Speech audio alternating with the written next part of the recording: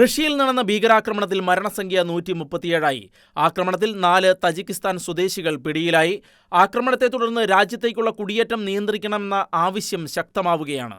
Tajikistan സ്വദേശികളായ 32 വയസ്സുകാരൻ ദെലെർഡ് John ബെറോഡോവിച്ച് മിർസോയേവ്, 30 വയസ്സുള്ള സൈദക്രമി മുറോദലി റച്ചബാലിഡോസ, 25 വയസ്സുകാരനായ ഷംസുദ്ദീൻ ഫരീദുനി, 19 വയസ്സുള്ള മുഹമ്മദ് സോബിർ ഫൈസോവ് എന്നിവരെയാണ് മോസ്കോയിലെ ബാസ്മനി ജില്ലാ കോടതി മെയ് 22 വരെ കസ്റ്റഡിയിൽ വിട്ടത്.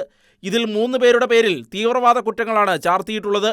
കുറ്റാരോപിതർ 4 പേരെയും കോടതിയിലേക്ക് വലിച്ചിഴച്ചുകൊണ്ടായിരുന്നു വന്നത്.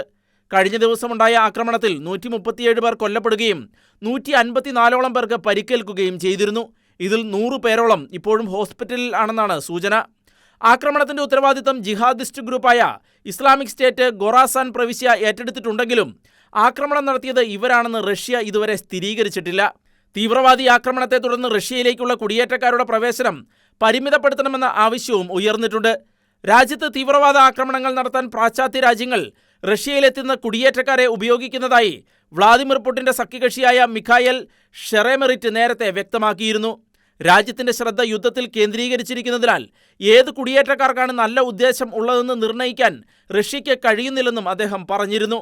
ഇസ്ലാമിക് സ്റ്റേറ്റ് തന്നെയാണ് ആക്രമണം നടത്തിയത് എന്ന അമേരിക്കയുടെ നിഗമനത്തിൽ ഒരു പുനർവിചിന്തനം നടത്തണമെന്ന് റഷ്യൻ വിദേശകാര്യ മന്ത്രാലയ വക്താവ് മരിയ സഖറോവയും ആവശ്യപ്പെട്ടിരുന്നു. ഇസ്ലാമിക് സ്റ്റേറ്റ് എന്ന ബുഗിമാനെ കാണിച്ച് അമേരിക്ക സ്വയം മറച്ചുപിടിക്കാൻ നോക്കുകയാണെന്നും അവർ പറഞ്ഞു.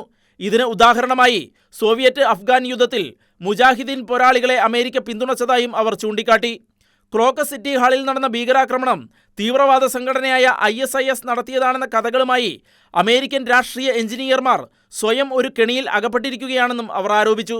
അതേസമയം റഷ്യയിലെ ആക്രമണത്തിന്റെ ഉത്തരവാദിത്വം ഇസ്ലാമിക് സ്റ്റേറ്റ് ഏറ്റെടുത്തതിന്റെ പശ്ചാത്തലത്തിൽ തങ്ങളുടെ രാജ്യത്തിനും ഇതേ ഭീഷണി ഉള്ളതായും അതിനാൽ തന്നെ മുന്നറിയിപ്പ് ലെവൽ ഏറ്റവും ഉയരത്തിൽ ആക്കുകയാണെന്നും ഫ്രാൻസ് വ്യക്തമാക്കി. ഇസ്ലാമിക ഭീകരവാദികളുടെ നിരവധി ഭീകര ആക്രമണങ്ങൾക്ക് വേദിയായ ഫ്രാൻസിലെ തീവ്രവാദ ആക്രമണ സാധ്യതാ ലെവൽ 2015 മുതൽ വളരെ ഉയർന്നാണ് ഉള്ളത്. അതാണ് ഇപ്പോൾ വീണ്ടും കൂട്ടിയത്.